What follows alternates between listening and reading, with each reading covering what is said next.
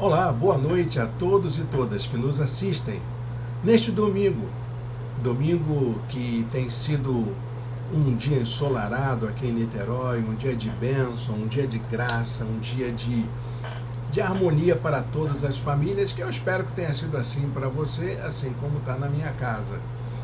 Bem, gente, estamos aqui para compartilhar a palavra de Deus, falar daquilo que a palavra de Deus nos encoraja, nos desafia a vivermos no mundo como o nosso. E nós estamos seguindo uma série de mensagens intitulada A Última Palavra sobre a Vida. E já viemos aí fazendo uma série de colocações sobre as 7 igrejas da Ásia Menor. Hoje estamos na nossa 7ª mensagem e vamos falar da 6ª comunidade da Ásia Menor, a 6ª igreja do Apocalipse, que, de acordo com a sequência das apresentações, lá nos capítulos iniciais desse tão maravilhoso livro da Palavra de Deus. Eu espero que você já tenha se familiarizado com ela, depois que você já ouviu todas essas colocações que temos feito aqui, todas as nossas considerações que temos feito aqui. Se você perdeu alguma dessas mensagens, você pode ouvi-las de novo, pode revê-las, elas estão gravadas numa playlist aqui no nosso canal do YouTube. E é exatamente para que você possa crescer espiritualmente. É uma série de mensagens, mas poderíamos classificá-la como um estudo bíblico de importância para a nossa formação espiritual. Você que nos segue, você que nos acompanha, sabe muito bem que o nosso conteúdo de mensagem é um conteúdo bíblico, de uma interpretação contextualizada da Bíblia, tendo como base uma teologia voltada para a nossa condição humana. É assim que a gente estuda a palavra de Deus, é assim que a gente medita na palavra de Deus em nossa igreja. E você é o nosso convidado, a nossa convidada para fazer essa jornada com a gente. Hoje, nesta mensagem, nós estaremos conhecendo mais uma dessas 7 igrejas da Ásia Menor, mais uma das 7 igrejas do Apocalipse. Eu vou colocar aqui a apresentação que eu sempre preparo para as nossas mensagens. Então, o tema da mensagem é a última palavra sobre a vida, reflexões a partir das 7 cartas do Apocalipse, as 7 cartas às igrejas da Ásia Menor. E nesta série de hoje, nós iremos conhecer um pouco a igreja de Filadélfia.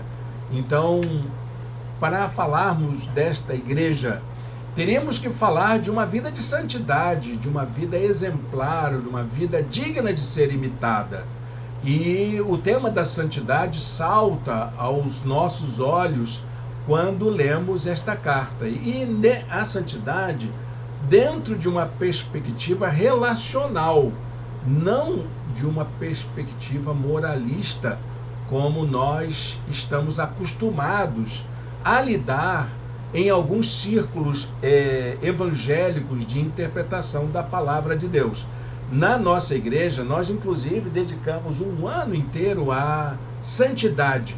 E nós descobrimos, nesta sequência de mensagens, você vai encontrar também várias playlists das mensagens sobre santidade que foram feitas na nossa igreja tão recentemente. E você vai ver que ali, naquela sequência de estudo, nós descobrimos que a santidade tem mais a ver com a maneira como nos apresentamos diante de Deus. Porque é diante de Deus que precisamos apresentar-nos como pessoas santas. É o Senhor quem nos julga, que estabelece um conceito sobre aquilo que Ele entende como santidade. É Ele quem nos classifica como santos. É Ele quem considera se somos santos ou não. Então, quando a gente vai tratar aqui sobre a questão da santidade a partir carta à igreja de Filadélfia, algumas coisas precisam ser lembradas, que é o que faremos em nossa mensagem de hoje. Então fique atento, durante esta mensagem de hoje, vamos tratar desta questão tão importante para a nossa vida cristã. O texto se encontra em Apocalipse capítulo 3, versos 7 a 13. Como temos feito nas outras mensagens, não leremos todo o texto. Convido você a abrir a sua Bíblia e examinar as Escrituras para saber se eu estou falando adequadamente aquilo que nós entendemos ser interpretação da palavra de Deus. Caso contrário, você pode depois rever a mensagem, ver de novo, e aí você vai poder fazer as suas próprias avaliações. Eu escolhi um versículo, que é o versículo de número 11, que servirá de motivação para a nossa meditação desta noite.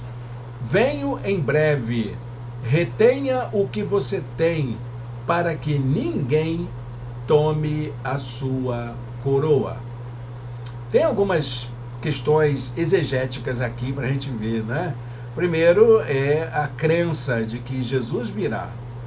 A expectativa do fim é algo que está presente em toda a crença da igreja primitiva, de que eles viviam no limiar de um novo tempo, de que aquilo que eles estavam vivendo era transitório e eles esperavam os novos céus e a nova terra de fato. E aqui nós vemos também uma questão relativa ao tema da coroa. Que coroa é essa? É claro que havia a promessa de um prêmio, de um galardão, de uma conquista, de uma recompensa que o Senhor há de oferecer àqueles que vivem de acordo com a sua vontade.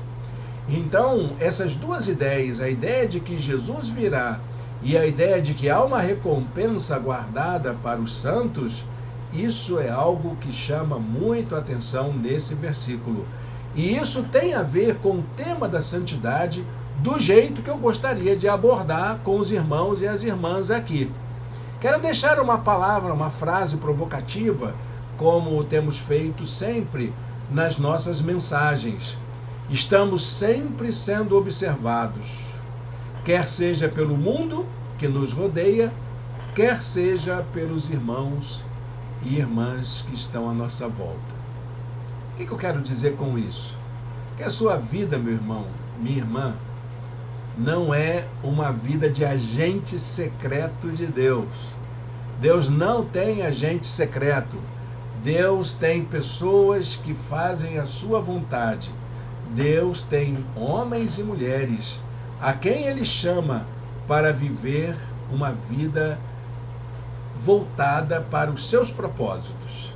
E uma vez a gente assumindo o compromisso de viver de acordo com os propósitos de Deus, isso implica para nós uma vida pública, uma exposição das nossas atitudes, dos nossos comportamentos, das nossas falas, do nosso jeito de agir, da maneira como demonstramos afeto.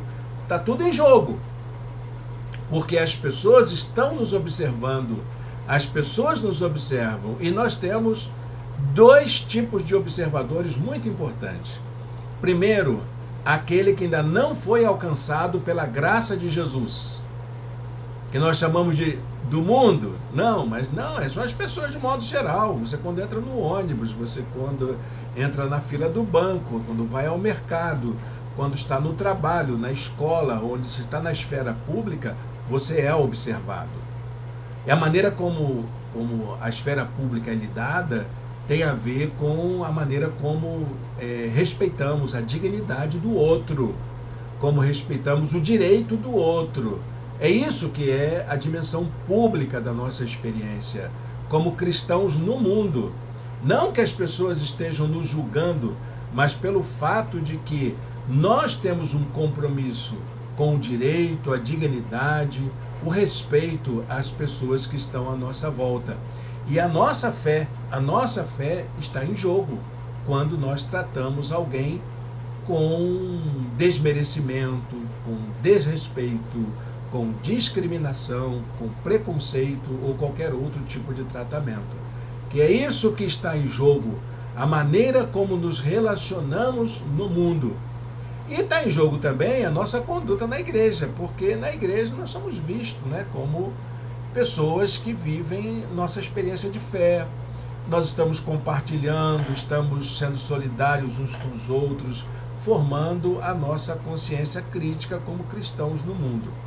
Então, isso para nós é algo muito importante, saber que o tempo todo nós somos observados. A minha vida é assim.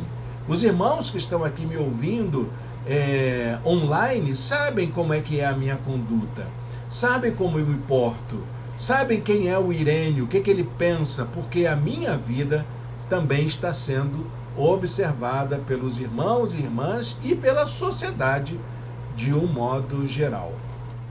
Então, se é assim, vamos pensar no seguinte: não há como a gente viver a nossa vida cristã separada das pessoas. A vida cristã é uma vida de inter-relações, é uma vida que se baseia na maneira como nós interagimos uns com os outros. O cristianismo, meu irmão, minha irmã, é a única religião que, para ser praticada de fato, necessita da presença do outro.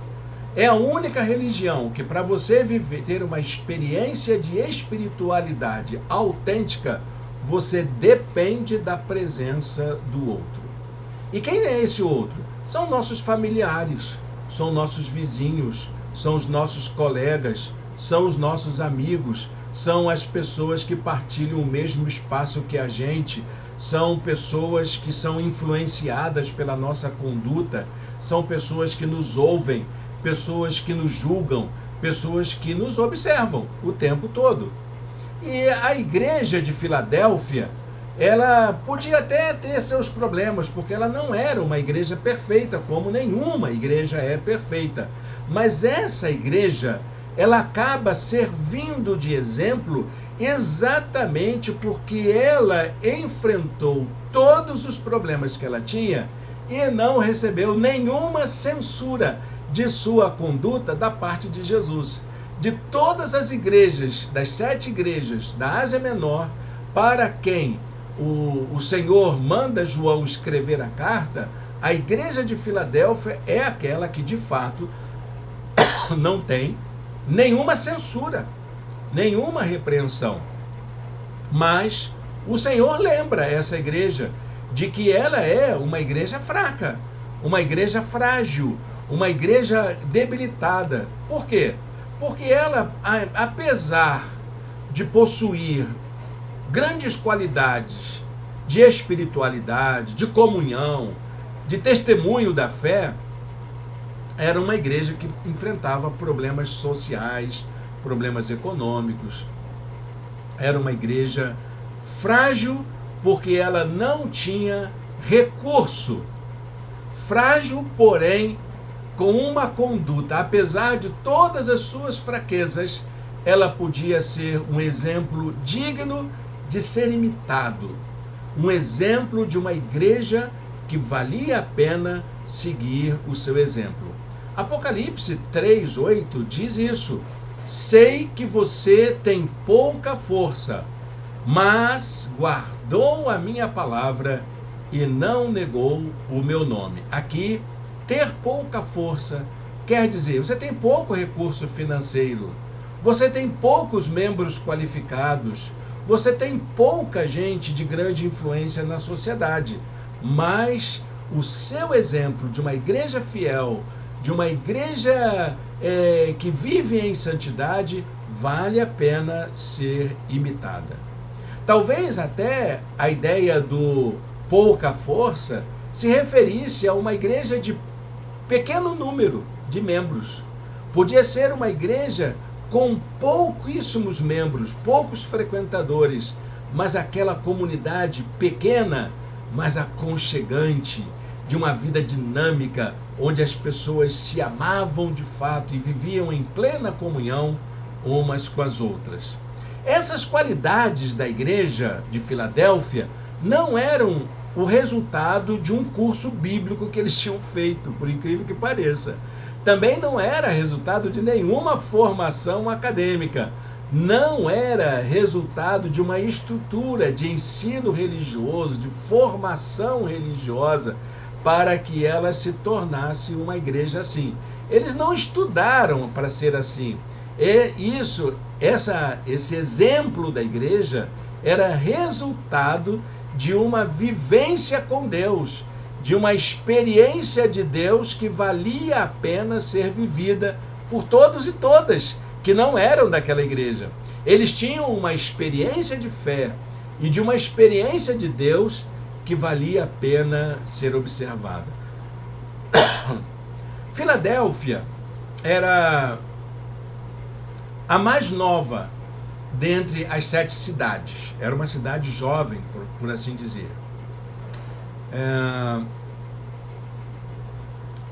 Ficava na fronteira entre o domínio que podia ser chamado grego, era quase assim já mais afastada do mar, então ela ficava entre aquele limite em que os gregos tinham avançado na colonização da Ásia Menor, mas chegava ali logo depois, encontravam-se os povos chamados bárbaros pelos gregos. Então, aquela igreja, aquela cidade, aliás, ela foi edificada para servir como um marco limítrofe, uma fronteira, como até onde a cultura helênica, a cultura grega, poderia ir. E aí, então, toda a vida da cidade era construída de acordo com os princípios da cultura greco-romana, que já naquela época era assim, né? Os gregos chegaram, implantaram a sua cultura, inclusive era o processo chamado de helenização, e quando os romanos ocuparam o território dominado pelos gregos, então a cultura romana também foi avançada. Então era uma espécie de um processo de formação cultural do Ocidente avançando para o Oriente. É o que nós chamaríamos de ocidentalização. Então havia um processo de avanço e a cidade de Filadélfia servia como um marco divisor. Olha, até aqui a cultura greco-romana chega inteira. Daqui por diante nós já convivemos com diferenças culturais, diferenças sociais com os outros povos que eles chamavam de bárbaros. Essa cidade vivia da agricultura e do comércio. Ela também tinha uma farta produção de uva. Então, se tinha uva, tinha vinho e tinha toda a cultura de produção do vinho, tal como os ocidentais desenvolveram. A cidade também era muito marcada pela existência de terremotos, e isso fazia com que a cidade não tivesse grandes edificações, e a maioria da população vivia na zona rural. Na configuração urbana da cidade, havia o templo ao deus Dionísio. Dionísio é o deus do vinho, né? É o dionisíaco, aquele deus da festa, o deus da farra, né?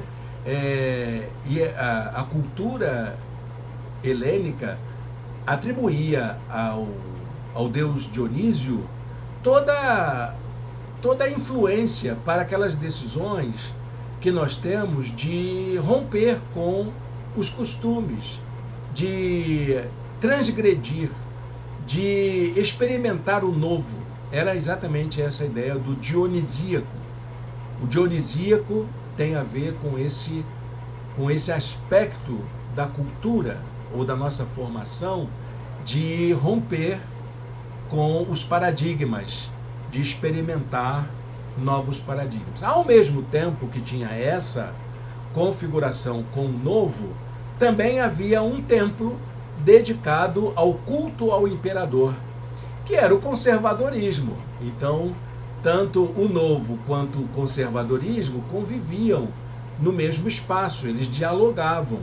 É como se fosse aquela discussão que Nietzsche desenvolveu em sua filosofia, quando ele trata da cultura grega, que era marcada por esses dois aspectos. Tinha um aspecto dionisíaco, ligado a Dionísio, e tinha um aspecto do poder, que era o Apolíneo, o deus Apolo, que ali era representado pelo imperador, com as estruturas perfeitas, as formas perfeitas, e conservando a lei, a ordem, os costumes, né, para que a sociedade greco-romana, né, não se deteriorasse nos seus hábitos. Então, ao mesmo tempo em que isso acontecia, também aconteceu a chegada do Evangelho. E esses cristãos de Filadélfia entenderam que tanto o dionisíaco quanto o apolíneo, ou o culto ao imperador, não serviam de ameaças para a fé cristã. Muito pelo contrário, eles conseguiam conviver muito bem com essas influências. E sabiam o lugar do evangelho na vida, eles sabiam qual é o papel deles como cristãos, sem se deixar influenciar pelo culto ao governante, mas também sem se deixar influenciar por essa ideia de viver como a vida dá, viver do jeito que a gente possa romper com os valores, com as tradições. Essa igreja, ela foi plantada na época em que os cristãos estavam em Éfeso. Então, todas as 7 igrejas da Ásia Menor, elas nasceram exatamente no período em que o apóstolo Paulo plantou a igreja em Éfeso. E tanto que a origem dessa igreja não era conhecida, não há registro no Novo Testamento de como essa igreja começou. E como foram as demais, provavelmente cristãos de Éfeso que circulavam por aquelas estradas que ligavam as 7 cidades, talvez tenham levado também o evangelho, talvez não, com certeza, levaram o evangelho para Filadélfia. A maior dificuldade enfrentada pelos cristãos não foi com a cultura greco-romana, não foi. Foi com a cultura judaica, porque nessa cidade também existia uma comunidade judaica, que aqui João, ao escrever essa carta para a igreja de Filadélfia, chama a comunidade judaica de sinagoga de Satanás. E a gente tem que ter muito cuidado aqui, porque nós estamos falando de uma realidade europeia de 2000 anos atrás.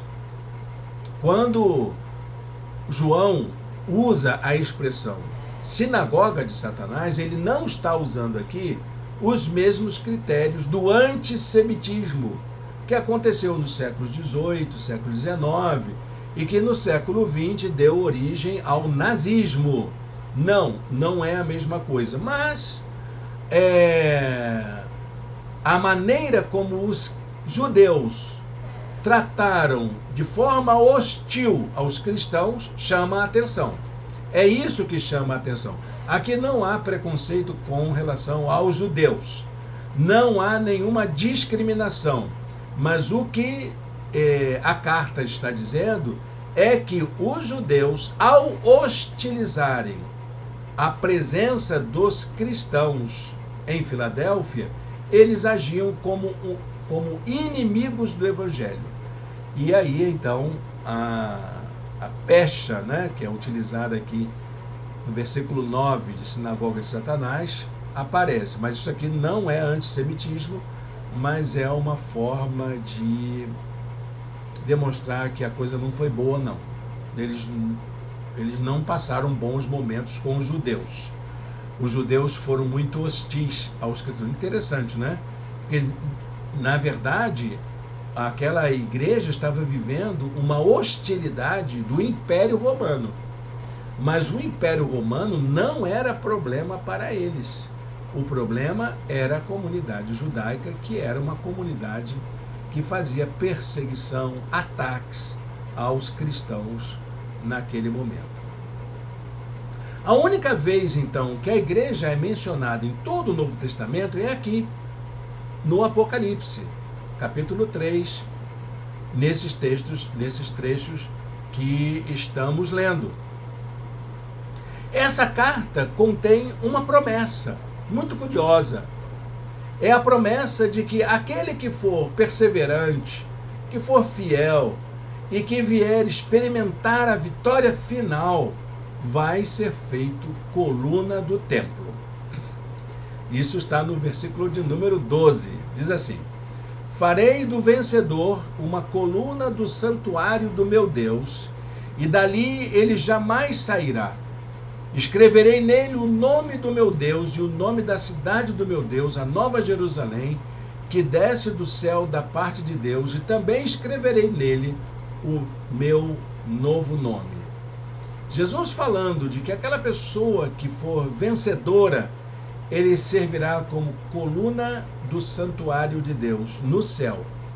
Dois problemas. O primeiro problema, curioso, é que quando João narra a cidade celestial, não tem templo lá. Não existe templo. Então vai ser coluna de quê? Na verdade, essa expressão coluna do santuário ou coluna do templo é uma metáfora que era encontrada na arquitetura greco-romana da época. As colunas dos templos, muitos deles eram esculpidas, construídas a partir da imagem de heróis do panteão grego, do panteão romano, figuras exponenciais da cultura greco-romana que serviam como, essas estátuas, essas esculturas, serviam como sustentação para a parte superior, o teto das edificações. Então, o uso dessa expressão, na verdade, é uma metáfora para designar a força, a pujança daqueles que são capazes de ir até o fim numa jornada de fé. De tal maneira que eles seriam dignos de serem usados como coluna nas edificações dos templos. E essas colunas, interessante observar isso, elas não ruíam facilmente. E nas próprias ruínas da cidade de Filadélfia, nós vamos encontrar algumas dessas colunas ainda de pé, que é o fato curioso, né? Esse fato curioso. Isso lembra pra gente que nada nessa vida, nada, nenhum temor, nenhuma ameaça, nada que possa existir pode ameaçar a nossa conduta, a nossa vida como pessoas, retirar de nós o amor de Deus, como diz o apóstolo Paulo, lá em Romanos, não é? Nada, nenhuma outra criatura, nenhum poder, nenhuma circunstância, nenhuma potestade pode nos separar do amor de Deus que está em Cristo Jesus. E essa carta à igreja de Filadélfia lembra que Deus tem cuidado de todos e todas de uma forma amorosa e que as circunstâncias pelas quais eles estavam passando não eram suficientes para poder aniquilá-los, mas antes de tudo era uma grande oportunidade para exercitar a santidade de Deus. Apocalipse 3:8 tem essa expressão: eis que coloquei diante de você uma porta aberta que ninguém pode fechar. A ideia da porta como uma metáfora de oportunidade. O Senhor mesmo se apresenta para essa igreja como aquele que é capaz de abrir e fechar portas. Como eu gosto de dizer, o Senhor se apresenta como aquele que abre portas onde não há portas. Aquele que, quando fecha uma porta, ninguém abre. E quando ele abre uma porta, ninguém fecha. Versículo 7 é como Jesus se apresenta. Estas são as palavras daquele que é santo e verdadeiro, que tem a chave de Davi. O que ele abre, ninguém pode fechar, e o que ele fecha, ninguém pode abrir. As oportunidades são dadas por Deus, de tal maneira que a porta que o Senhor abre diante da gente, a oportunidade que o Senhor nos dá, são exclusivas, e nós precisamos aprender a viver desse modo. A igreja de Filadélfia, ela serve como um bom paradigma para a igreja de hoje, que enfrenta problemas com o secularismo, problemas com essa cultura individualista, problemas com o hedonismo das pessoas, problemas com o consumismo, problemas com as discriminações, com os preconceitos, problemas com a deterioração da natureza e do meio ambiente, problema da corrupção, problemas que afetam diretamente a vida humana no planeta. Isso me leva a pensar no seguinte: a santidade, ela tem mais a ver com a maneira como enfrentamos as circunstâncias e conflitos da vida do que com expressões religiosas da fé. Ser santo não é ser alguém que vive uma religiosidade. A santidade, ser santo, é aquele que vive de uma maneira exposta à crítica, às pressões. Não é aquela pessoa que vive dentro de uma redoma, protegido por uma religião, protegido por uma aparência, mas é aquele que se coloca integralmente a serviço do reino de Deus no mundo. O santo é aquele que age no mundo, não aquele que age dentro de uma igreja, dentro de uma religião. A santidade, então, ela tem a ver com esse processo da gente colocar a nossa vida a serviço do reino de Deus. Envolve uma descoberta de quem eu sou, qual é a minha condição, como é que eu vivo, o que eu faço. E isso me leva a buscar força e coragem para viver a minha condição humana, a minha humanidade, em meio às condições concretas de vida no mundo. Ser santo, meu irmão, minha irmã, sabe o que é? Ser santo é ser o melhor humano que você pode ser. Ser santo é ser humano. Por isso que Jesus se apresenta como o santo, porque ele foi o melhor ser humano que nós podemos conhecer, que já viveu sobre a face da terra. Isso me leva a fazer uma pergunta: como podemos construir uma santidade assim no mundo?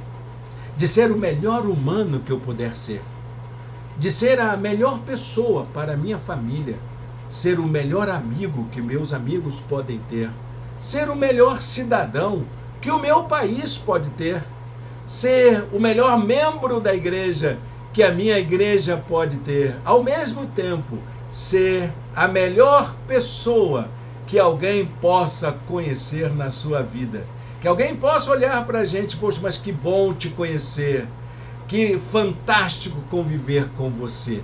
Você é uma pessoa que vale a pena conviver, porque você, na sua maneira de viver, nas suas escolhas, na sua maneira de agir, você dignifica a vida humana. Bom, eu anotei aqui 3 coisinhas que podemos fazer. 3 coisas que eu e você podemos fazer para vivermos a santidade, essa santidade humana nos dias de hoje. Em primeiro lugar, aproveitar bem as oportunidades. A vida é marcada de oportunidades. E olha, um fato interessantíssimo que eu aprendi desde muito tempo. A oportunidade acontece uma vez só. A oportunidade vem uma vez só. E a gente precisa saber aproveitar e viver cada oportunidade que a vida nos dá. A vida, meu amado irmão e irmã, é marcada por momentos únicos de convivência uns com os outros. Muitas vezes temos uma oportunidade de estar com uma pessoa querida e ali não podemos mais estar. Mesmo as circunstâncias mais adversas são oportunidade de lutar pelo bem comum, de lutar por aquilo que é certo, por aquilo que é justo, por aquilo que é digno, por aquilo que enaltece a nossa vivência como pessoas. Apocalipse 3:8 diz assim: conheço as tuas obras, eu sei como você vive cada momento da sua vida, eu sei o que você faz, e eu sei que eu coloquei oportunidades diante de você. Eu coloquei diante de você uma porta aberta que ninguém pode fechar. Aproveite essa oportunidade de viver da melhor forma possível com as pessoas que você ama, não é? Eu gosto muito daquela música Trem Bala. Trem Bala fala de momentos únicos da vida em família.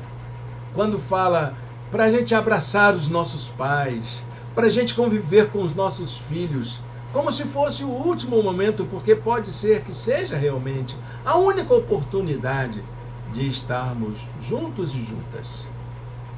Segundo lugar, a gente precisa se proteger da maldade que há no mundo. Há uma maldade inerente à vida como pessoas. O mundo é marcado por essa maldade que está presente, ela existe aí, e a gente não está isento dela. A gente volta e meia atravessado por essas ações perversas, às vezes vindo da nossa própria atitude, nossas incoerências, nossas injustiças também acontecem. As aflições da igreja de Filadélfia estavam ali trazendo para aqueles irmãos e irmãs um aprendizado. Aquelas circunstâncias de luta, a maldade dos judeus que era praticada contra eles, volto a dizer que não está aqui nenhuma discriminação à comunidade judaica como um todo, mas a comunidade judaica de Filadélfia, naquela circunstância, fez muita coisa desagradável para com os cristãos, mas aquele processo que eles viviam, até mesmo toda a perversidade que eles possam ter suportado por parte dos irmãos judeus, podia ser ali entendido como uma oportunidade de aprendizado. O Senhor chegou a declarar para aquela igreja que ele iria agir em favor da sua igreja com um propósito. Qual era o propósito? O propósito de fazer com que eles entendam que Deus ama aquelas pessoas que colocam a sua vida a serviço do reino de Deus. Deus ama quem abre mão de tudo para viver em comunhão, numa comunidade de fé, por causa do exemplo de Jesus, vivendo no mundo como cristãos e cristãs. Versículo 9 diz assim: vejam o que farei com aqueles que são sinagoga de Satanás e que se dizem judeus e não são, mas são mentirosos. Farei que se prostrem aos seus pés e reconheçam que eu amei vocês. Amém? Que bonito, né? Então a gente pode entender aqui que a carta não condena o judaísmo propriamente, nem a comunidade judaica propriamente, mas membros da comunidade judaica que se diziam judeus, mas na verdade não agiam como verdadeiros judeus, e inclusive utilizando-se de mentiras. Como Deus abomina, meu irmão, minha irmã, o uso de mentiras para poder atacar o outro. E nesse caso, o atacado era a própria igreja. Eles disse, não, peraí, que eu vou fazer o seguinte, eu vou fazer com que eles percebam o mal que estão praticando e vão chegar até vocês em atitude humilde, porque vão descobrir o quanto eu amo a minha igreja. Amém? Deus abençoe, né? Que a gente possa entender dessa maneira realmente. A terceira atitude é a gente tomar a coragem de assumir a experiência de fé dentro da esfera pública. Praticarmos a fé na esfera pública, não dentro da redoma, não somente com os nossos irmãos e irmãs, não no nosso pequeno cercadinho, mas no mundo onde as pessoas nos observam. A experiência de fé não é para ser vivida de forma reservada, dentro de casa, no seu esconderijo. É para ser vivida de fato na esfera pública. O Senhor nos chama para sermos suas testemunhas. E o que envolve a esfera pública? Envolve as nossas relações sociais, as nossas relações econômicas e também as nossas relações políticas. A esfera pública tem a ver com a prática da justiça, com a promoção da paz, com o compromisso com o cuidado da natureza, com a defesa dos direitos humanos e com a defesa da democracia como um valor que reconhece a oportunidade igual para todos e todas. É isso que é viver na esfera pública.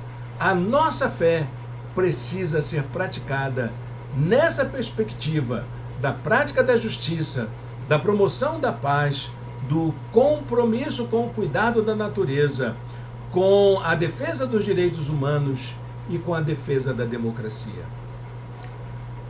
Como é que você chegou a essa conclusão, pastor Irênio?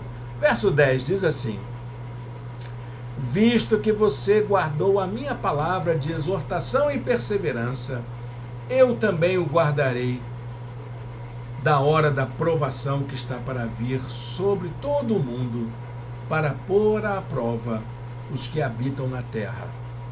É para todos e todas. É para que todos saibam que Deus é justo, que Deus ama, que Deus aceita todos e todas como são, que Deus trabalha pela dignidade da pessoa humana, que Deus defende os direitos dos mais pobres, dos inválidos, dos destituídos, que Deus não compactua com a desigualdade social, que Deus está trabalhando pelo bem de todos e todas. Para a gente concluir essa palavra, quero colocar diante de você essa realidade de que a principal razão para nos preocuparmos com a questão da santidade é o fato de que não estamos no mundo sozinhos, estamos acompanhados. É como se estivéssemos no mesmo barco. E se esse barco afundar, todos nós afundaremos juntos. Quando o Senhor adverte para que retenhamos o que temos, para que ninguém tome a nossa coroa, Ele quer que nós assumamos essa nossa humanidade. Vocês são resgatados dessa maneira perdida que a humanidade se encontra, para que possam viver de uma forma digna. Ele quer que nós assumamos nossa humanidade de forma integral, a fim de que sejamos aquelas pessoas que Deus gostaríamos que nós fôssemos, que nós pudéssemos nos tornar os melhores humanos que possam viver sobre a face da terra. Hebreus capítulo 12 chama a atenção da gente para isso. Versículos 1 e 2 diz assim: portanto também nós, uma vez que estamos rodeados de tão grande nuvem de testemunhas. Quem são as testemunhas? São aqueles que nos observam, são aqueles que nos acompanham, são aqueles que sabem o que nós fazemos e que podem falar sobre quem nós somos. Livremo-nos então de tudo que nos atrapalha e do pecado que nos envolve, ou seja, tenhamos uma vida de santidade e corramos com perseverança a corrida que nos é proposta, tendo os olhos fitos em Jesus, autor e consumador da fé. Amém? Feche os seus olhos, fale com Deus nesta hora.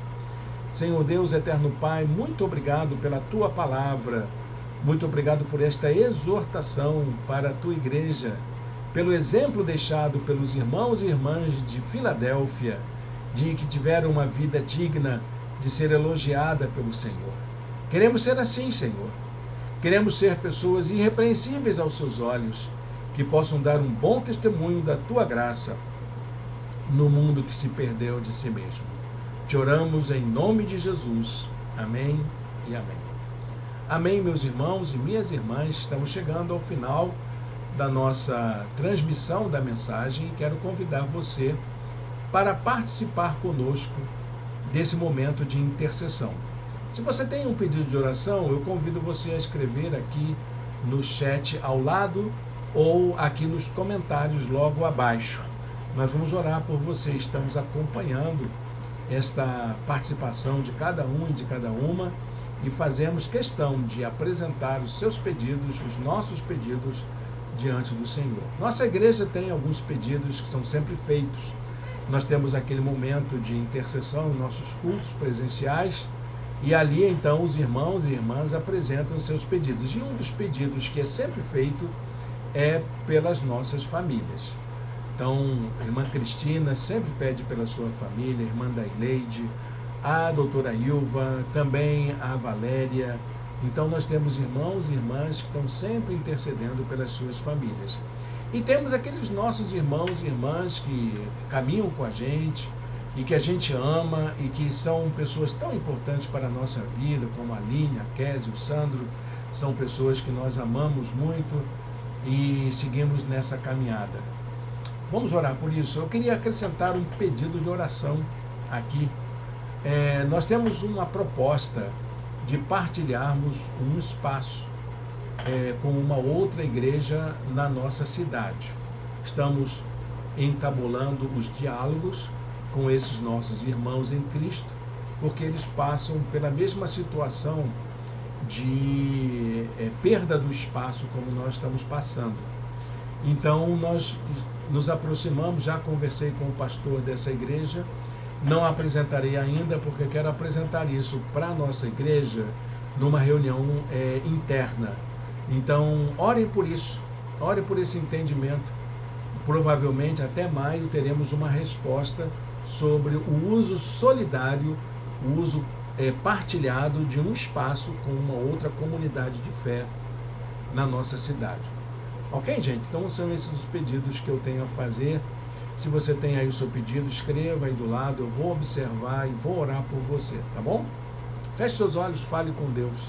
Santo Deus, eterno Pai, obrigado por esta noite, estamos juntos e juntas aqui, ouvindo Tua voz e também, ó Deus, aprendendo com a Tua palavra tantas coisas que podemos fazer para termos uma vida digna no mundo. Abençoe os pedidos que estão sendo feitos, as pessoas que nos acompanham. Ó Deus, atende o clamor de cada um e de cada uma. Abençoa as famílias da Tua igreja. Abençoa também a Tua igreja de um modo geral, principalmente nessa caminhada, ó Deus, para o diálogo, de partilharmos esse espaço que está sendo apresentado a nós como uma oportunidade de retomarmos nossas atividades presenciais. Nós te agradecemos por tudo, em nome de Jesus. Amém e amém. Bem, meus irmãos, agradeço a sua presença aqui. Queria dar 2 avisos aos irmãos. Primeiro, no próximo sábado, dia 25, é o dia do aniversário de nossa igreja. Como os irmãos sabem, eu estou com dificuldade de ter atividades que exigem muito esforço. Então, nós optamos por suspendermos todas as atividades no mês de março até passar esse período de restauração da minha saúde, o tratamento pós-cirúrgico que eu passei. Então, até o final do mês isso está acontecendo. mas nós não poderemos nos reunir no dia 25. Mas não deixaremos essa data passar em branco. Nós apresentaremos uma mensagem no nosso canal do YouTube sobre a história da nossa igreja, sobre a nossa igreja. Então, fique atento, essa mensagem estará no canal do YouTube. Também, meus irmãos, minhas irmãs, a comemoração vai ficar para maio, tá bom? Nós estamos transferindo todas essas atividades para o mês de maio. E também no mês de abril nós estaremos fora, estaremos fazendo uma viagem, um período como se fossem umas férias para nós, né? Tanto para mim quanto para Solange. Então eu pediria a compreensão dos irmãos, as mensagens continuarão online, mas no primeiro domingo do mês gostaria de fazer uma reunião com a nossa igreja. Ainda aguardo a manifestação dos nossos irmãos e irmãs para que tenhamos uma casa para nos reunirmos para a ceia do Senhor, tá bom? Esteja em oração e assim vamos informando aos irmãos. Muito provavelmente em maio teremos que tomar uma decisão tão importante da retomada das nossas atividades presenciais. Deus abençoe esse restinho de domingo, que seja um tempo de graça para a sua vida. Amém?